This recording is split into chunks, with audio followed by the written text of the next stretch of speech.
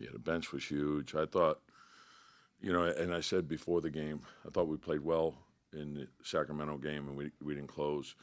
And same thing, we had a 3 4 minute stretch yesterday where it cost us. Today we did enough to win, and the tone was set at the beginning with Julius, and I think that was important for us, and it gave us the confidence that okay, we're here, and then everyone, RJ, big game, quick, big game. Mitch solid. I thought, but the bench was phenomenal. You couldn't ask for any more. I thought Deuce gave us great minutes. Obi gave us great minutes. Isaiah gave us great minutes. You can't ask for more than that. And Josh is Josh. He's, every big play in the fourth, loose ball, rebound, hit a big three. The game was starting to go the other way. But that's who he is, and that's we talked about it. That's what a playmaker is. So Julius came out 25 in the first half. Yeah, The last few games, shooting wise, and also yesterday with the stuff going on with the yeah, technical. and that's why I think you got to be careful when you make judgments based on one game. Like he's got 70 games into the season, so sometimes we're quick to judge, and you're not looking at it in totality. Like, okay, what has transpired over 70 games? And, I try not to overreact to anything in one game. Like, which way are we trending? So I always look 3, 5, 10, right? And what's going on in those sequences. And so if someone can miss shots, that's part of the game. Don't let it take away from anything else. And hey, look, we're all human. Like anyone could have a bad day. If you have a bad day, the next day you got to bounce it back and have a great day.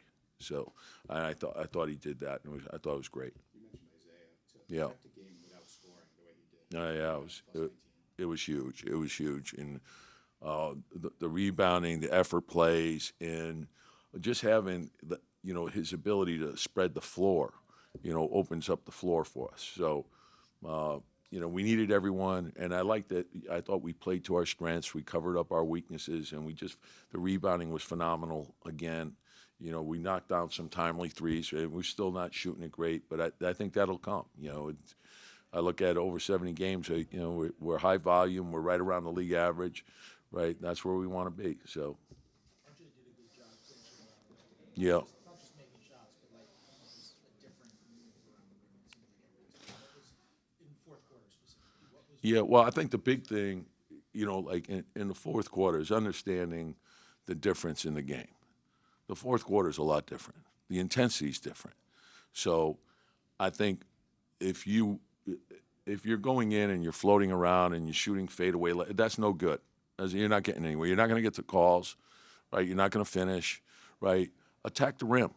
So when you attack the rim, good things will happen. Either you score, you get fouled, we get the offensive rebound, or maybe you miss, or maybe it gets blocked, right? But you got to be aggressive and you got to attack. And then if there's 2 or 3 guys hanging on you, spray the ball. That means someone else is wide open. So let the game tell you what to do. And I thought he read the game well, but the important thing is attacking the rim. Tom, we're in the home stretch here, 10 so games left. What do you want to see? You're pretty solid in the top 6. What do you want? Yeah, and like we started at the beginning of the season and we talk about how we're going to approach the year, and I don't want it to change. Like I don't want our guys looking behind. I don't what happened yesterday, and I don't want them looking ahead. I want them focused on okay, tomorrow we have to make our corrections from today's game, and then get ready for Portland, and just keep it step by step. I think if you start looking ahead, right, what ends up happening is you skip over things that you need to take care of, and then you're going to get clipped. So don't do that. So establish that routine and understand what happens today has no bearing on what happens tomorrow, right? So if we don't put the necessary work into the preparation for Portland, it's going to be a tough game for us, and it's going to be a tough game. So, but we got to understand what goes into winning. And so I think that just keep going, and the whole focus from the beginning of the year was to focus on daily improvement. Wherever we are, we always can do something better. So take a hard look, make our corrections, get ready for the next game. And it's really that simple. And I don't want us to get, if we got a good stretch going, don't get too high, don't get too low, just keep moving forward. So don't lose your focus, don't get distracted. In this league, it's easy to get distracted, but this is a great time of the year. Everyone's playing for something. The Lakers, they've been playing great basketball. I've watched a bunch of their games. They're playing terrific. I think Darvin's done a great job with them. You mentioned McBride staying ready. What did he have and hit those? No, it's huge, and not just the hitting the shots, but like the defense, the hustle plays. When you make hustle plays like that does nothing but unite and inspire the team. You see a guy hustle, all of a sudden he's got a steal. We got an easy bucket. That's how you win. Julius,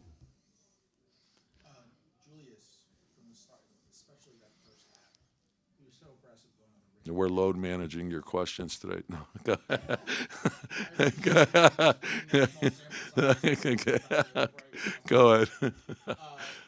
He was so aggressive going to the rim from the start. Like 94 feet was really attacking. Was that something that was injected?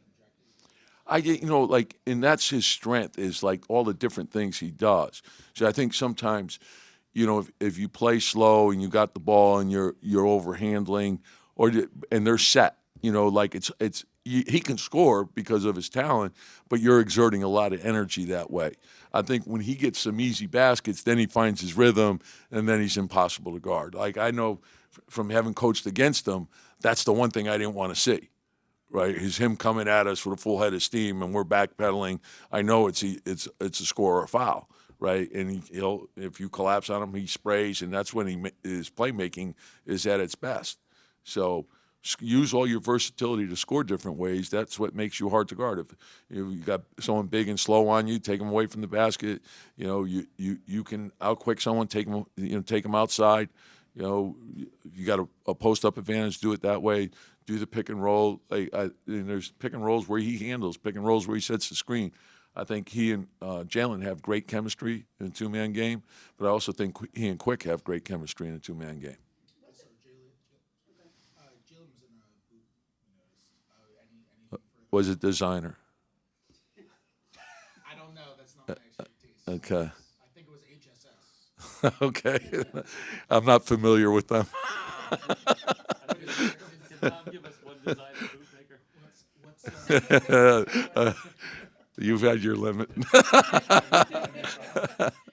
the reasoning for the boot? Anything wrong? No, I said to you guys earlier, I just trust the medical people. So you let the doctors do their job, you let the trainers do their job, and Jalen will do everything possible to get back as soon as he can, but we're not going to put him in harm's way. When everyone clears him and he's comfortable, he's got to trust his body, then he goes back out there. And that holds true for every player on the team. We're not going to get away from that, and that's the right thing to do. Tom, what does it mean that Julius is out there every night? Yeah. For this load management era, he's kind of. Yeah, no, it's great. I think, we have a bunch, and I've said this, back in New York, we have a bunch of gym rats, and that's what makes this team so enjoyable to be around, to coach, to be a part of. Right? They're workers. They love being in the gym. You don't have to, beg them to come in. They come in, right? They're there all the time, and that I know if we continue to do that, we'll improve. And so, and when your best players set the tone for that, then you're on your way. Have you ever tried to tell him to sit out, or like maybe? I don't understand the question. No, same thing. Seriously. So we talk about pacing the team, right? So there's a number of different ways, and so and I know it's in vogue to this guy played 38 minutes tonight, so therefore that's too many minutes.